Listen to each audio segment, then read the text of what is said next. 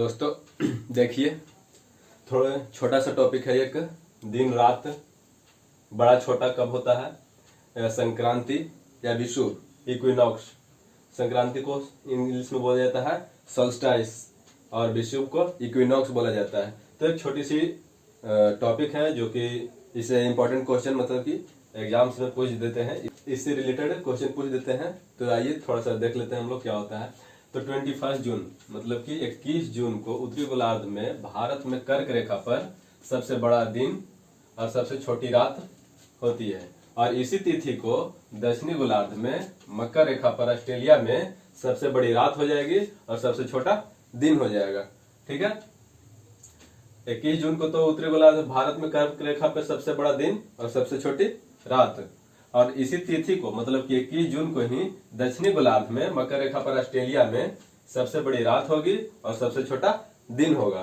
कभी कभी क्वेश्चन पूछ लिए जाते हैं कि किस तिथि को सबसे बड़ा दिन होता है इंडिया में, तो ये हो जाएगा आपका 21 जून। तो इस तरह का क्वेश्चन पूछ लेते हैं, इसीलिए इसको आज टॉपिक को कंप्लीट करवा दे रहा हूँ। तो दोस्तों देखिए, नेक्स्ट अब आता है, नेक्स्ट जो होता है 22 दिसंबर मतलब कि 22 दिसंबर। इस तिथि को क्या होता है कि दक्षिणी गोलार्ध में मकर रेखा पर ऑस्ट्रेलिया में सबसे बड़ा दिन, यहाँ पे क्या था 21 जून को क्या था ऑस्ट्रेलिया में सबसे बड़ी रात, लेकिन 22 दिसंबर को मकर रेखा पर ऑस्ट्रेलिया में सबसे बड़ा दिन हो जाता है और सबसे छोटी रात होगा। जब दिन सबसे बड़ा होगा तो दिन क्या होगा, रातें सबसे छोटी हो जाएगी। और इसी तिथि को उत्तरी गोलार्ध में कर्क रेखा पर भारत में सबसे छोटा दिन और सबसे बड़ी रात हो जाएगी। जब दिन सबसे छोटा होगा तो जाहिर सी बात है कि रातें क्या हो जाएगी, सबसे बड़ी हो जाएगी उस दिन। ठीक है, तो 22 दिसंबर को भारत में सबसे बड़ी रातें और सबसे छोटी दिन होती है। नेक्स्ट आइए, 21 मार्च और 23 सितंबर को 21 मार्च और 23 सितंबर को सूर्य कहाँ पे होता है, विषुवत रेखा पे होता है। मतलब कि 21 मार्च और यहाँ पे 23 सितंबर को क्या होता है कि सूर्य इसके ऊपर आता है। ठीक है, ये सन होता है, इसके ऊपर आता है, ये इक्वेटर पे, इसको 0 डिग्री बोल सकते हैं अक्षांश, ये इक्वेटर पे रहता है, सूर्य आ जाता है। इसीलिए क्या होता है कि पूरे विश्व में रात और दिन क्या होता है, बराबर होता है। 21 मार्च और 23 सितंबर को सूर्य विषुवत रेखा मतलब इक्वेटर पर रहता है, इसीलिए पूरे विश्व में क्या होता है कि रात दिन उस दिन बराबर हो जाता है, जैसा कि मैंने यहाँ पे दिखाया। और देखिए यहाँ पे अब थोड़ा सा देख लीजिए, पृथ्वी पर वर्ष में 2 बार दिन और रात क्या होता है, बराबर होता है। कौन कौन होता है दिन, तो वो 21 मार्च को और 23 सितंबर को क्या होता है कि साल में 2 बार कम से कम ये 2 दिन और रात क्या होता है, बराबर होता है। ठीक है, तो यह याद रखेंगे आप लोग। नेक्स्ट है ये विषुव। थोड़ा सा इक्विनॉक्स किसको बोलते हैं, विषुव किसको बोलते हैं, जब पृथ्वी पर रात दिन, पूरे पृथ्वी पर रात दिन बराबर होते हैं उसे ही क्या बोला जाता है, विषुव बोला जाता है या फिर इक्विनॉक्स बोला जाता है। विषुव 2 तरह के हैं, एग्जाम में पूछते हैं, या तो बसंत विषुव पूछ लेंगे, नहीं तो शरद विषुव। तो एक होता है शरद विषुव और दूसरा होता है बसंत विषुव। जिसको बोलते हैं शरद विषुव को ऑटमनल इक्विनॉक्स बोलते हैं और बसंत विषुव को वर्नल इक्विनॉक्स बोलते हैं। शरद विषुव जो होता है ये 21 मार्च को मनाया जाता है, और बसंत विषुव जो होता है ये 23 दिसंबर को मनाया जाता है, 23 सितंबर को मनाया जाता है। ठीक है, अब आइए संक्रांति आइए तो सोल्स्टाइस बोलते हैं इसको। तो सोल्स्टाइस सूर्य के उत्तरायण और दक्षिणायन की सीमा को संक्रांति बोलते हैं।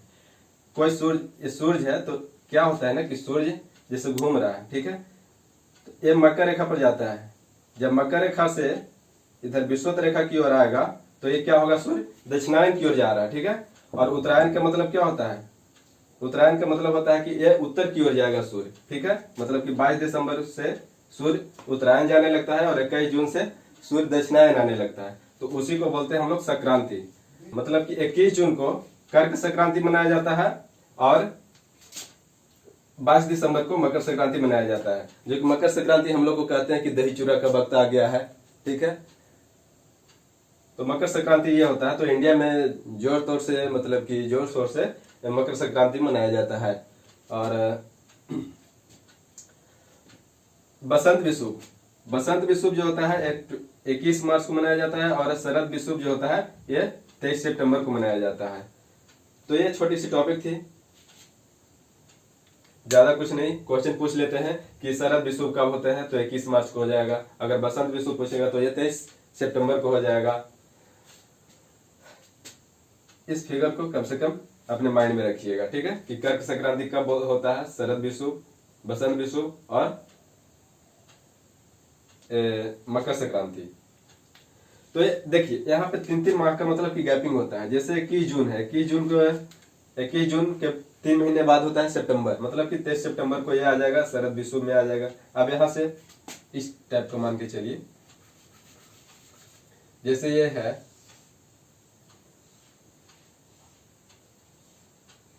21 जून, 23 सितंबर और ये 22 दिसंबर। और फिर क्या होता है, सूर्य जैसे यहां से चला और फिर यहाँ पे ही पहुंच जाता है। सूर्य यहां से इधर से चलता है और फिर यहां से ही 21 मार्च को पहुंच जाता है, ठीक है। तो ये हो गया आपका सूर्य का। अभी मैंने बताया कि जब मकर रेखा से कर्क रेखा से जब विषुवत रेखा की ओर आएगा, तो जैसे ही आता है उसको बोलते हैं कि ये सूर्य जो है दक्षिणायन मतलब कि प्रवेश कर गया, ठीक है। और जब मकर रेखा से उत्तर की ओर जाता है तो ये हो जाता है उत्तरायण की ओर, मतलब कि उत्तर की ओर पलायन कर रहा है। याद रखिएगा, इतना छोटा मोटा मतलब कि ये टॉपिक था और इससे क्वेश्चन आते रहते हैं, इसीलिए मैंने करवा दिया।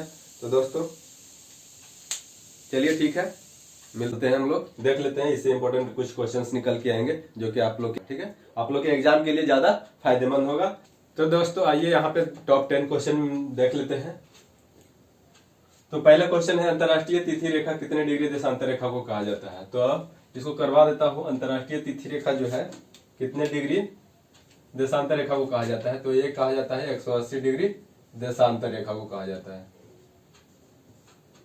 180 डिग्री देशांतर रेखा को कहा जाता है। अब शरद विषुव कब होता है दोस्तों, अभी मैंने पढ़ाया था कुछ देर में, ठीक है। शरद विषुव कब होता है, तो ये होता है आपको 23 सितंबर को। 23 सितंबर को आप लोग का शरद विषुव होता है।